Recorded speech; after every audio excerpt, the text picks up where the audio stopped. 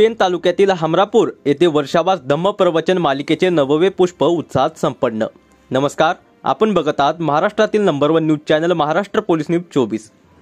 The Buddhist society of India तथा भारतीय बौद्ध महासभा जिल्हा रायगड अंतर्गत शाखा तालुका पेन आयोजित रविवार दिनांक 1 सप्टेंबर 2024 रोजी वर्षावास धम्म प्रवचन मालिकेचे 9वे पुष्प संस्थेचे ज्येष्ठ संघटक विजयदादा सुर्वे यांच्या हमरापूर येथील निवासस्थानी मोठ्या उत्साहात संपन्न झाले। ज्येष्ठ प्रवचनकार आदरणीय ॲडव्होकेट दीपक कांबळे तसेच पेन तालुका अध्यक्ष चंद्रकांत सोनावणे, अनंत जाधव, मनीषाताई सुर्वे यांच्या हस्ते गौतम बुद्ध व डॉक्टर बाबासाहेब आंबेडकर यांच्या प्रतिमांचे बौद्ध धम्म संस्कार विधीनुसार विधिवत पूजन करण्यात आले। सदर प्रसंगी हमरापूर ग्रामस्थांच्या वतीने विजयदादा सुर्वे यांनी आलेल्या सर्व पाहुण्यांचे पुष्पगुच्छ देऊन स्वागत केले। यावेळी ज्येष्ठ प्रवचनकार आदरणीय ॲडव्होकेट दीपक कांबळे यांनी धम्म आणि विज्ञान या विषयावर खूप सुंदर असे प्रबोधन केले। यावेळी मनीषाताई सुर्वे, ॲडव्होकेट पायल सुर्वे, प्राध्यापक अंकिता सुर्वे यांनी शुभेच्छापर मार्गदर्शन करताना सांगितले की वर्षावासाच्या माध्यमातून पेन तालुक्यात होत असलेले धम्म कार्य हे निश्चितच समाजहिताचे असून वर्षावास धम्म संस्काराचा लाभ सर्व समाज बंधू भगिनींनी घ्यावा असे भावनिक आवाहन केले। या प्रसंगी संस्थेचे पदाधिकारी नरेश गायकवाड, सविताताई सुर्वे, रेश्माताई जाधव, सुरेश सोनावणे, भास्कर कांबळे, सुनील खरात, रघुनाथ गायकवाड, अनंत जाधव, भास्कर सुर्वे, पत्रकार संजय गायकवाड तसेच हमरापूर ग्रामस्थ व महिला भगिनी मोठ्या संख्येने उपस्थित होती। शेवटी सरंते घेऊन कार्यक्रमाचे समारोप झाले। आज दिनांक 1 सप्टेंबर रोजी भारतीय बौद्ध महासभेच्या माध्यमातून हमरापूर गाव या ठिकाणी 9वे पुष्प गुंफण्यात आलं। आपल्यासमोर साहेब आहेत। सर, आपलं नाव काय? ॲडव्होकेट दीपक कांबळे, केंद्रीय शिक्षक, भारतीय बौद्ध महासभा। आजचा जो काही विषय होता 9व्या पुष्पाचा, त्याबद्दल काय सांगाल? तथागतांचा धम्म हा माणसाच्या मनाच्या कसोटीवर, बुद्धीच्या कसोटीवर, मनाच्या मंगल्यावर आणि समतेशी असा संघटित आहे। वैज्ञानिक दृष्टिकोन आहे, वैज्ञानिक दृष्टिकोन त्या धम्मामध्ये आहे। आणि आजचा जो विषय होता तथागतांचा धम्म आणि विज्ञान याबद्दलचा विषय होता।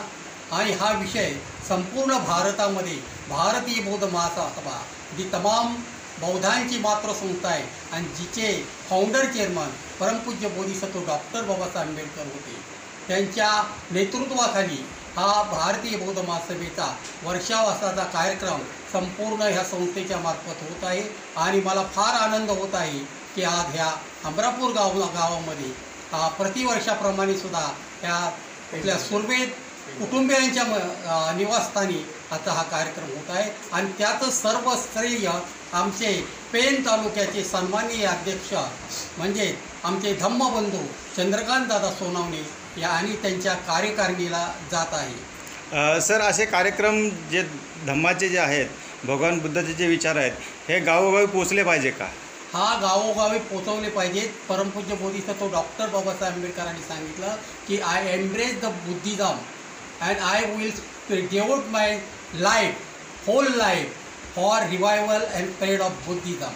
कारण Buddhism is the only way, is the only base for improvement of the whole community and whole nation and whole world. धन्यवाद सर। बोला सर।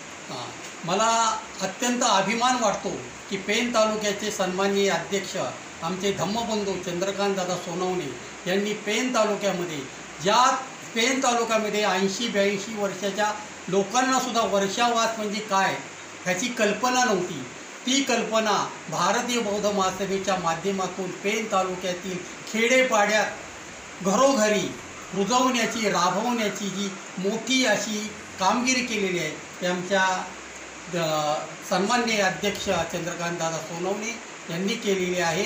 अगोदर धम्माचं नॉलेज ह्या पेन तालुक्यामध्ये क्वचितच होतं, काही लोकांनाच होतं।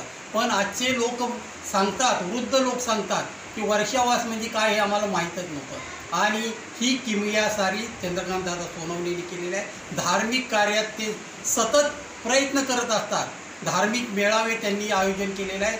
विशेष सांगायचे म्हणजे डॉक्टर बाबासाहेब आंबेडकरांचे नातू आणि आत्ताचे राष्ट्रीय कार्याध्यक्ष भारतीय बौद्ध महासभा आणि समता सैनिक दलाचे अध्यक्ष आदरणीय डॉक्टर भीमराव यशवंतराव आंबेडकर यांना पेन तालुक्यात आणण्याचं श्रेय चंद्रकांत दादा सोनवणे यांना जातं। आणि खरोखरच धार्मिक जर क्रांती करायची असेल तर चंद्रकांत दादासारखी माणसं म्हणजे सर्व मेहनतीनं पुढं आली पाहिजे आणि धम्माचा प्रचार आणि प्रसार केला पाहिजे.